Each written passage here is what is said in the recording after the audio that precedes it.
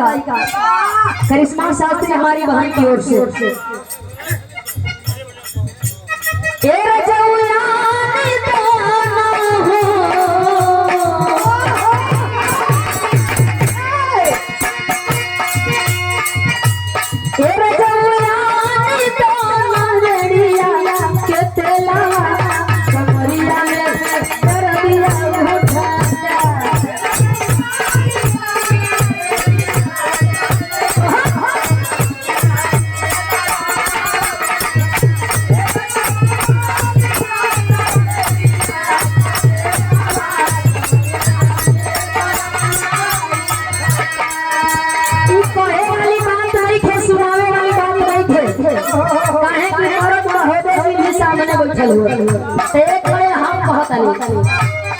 करिश्मा दीदी का बात कोई ना भूलिए अजुरा दीदी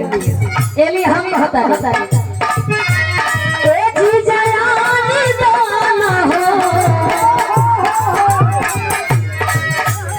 ए मरियानी दाना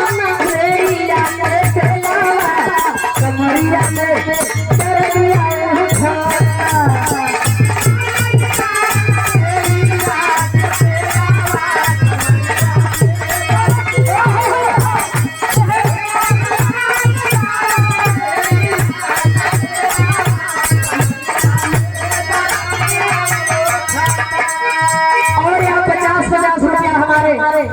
दोनों भागा दुल्हन को है कि सोना सुहारा बड़ी खराब लगता का कहे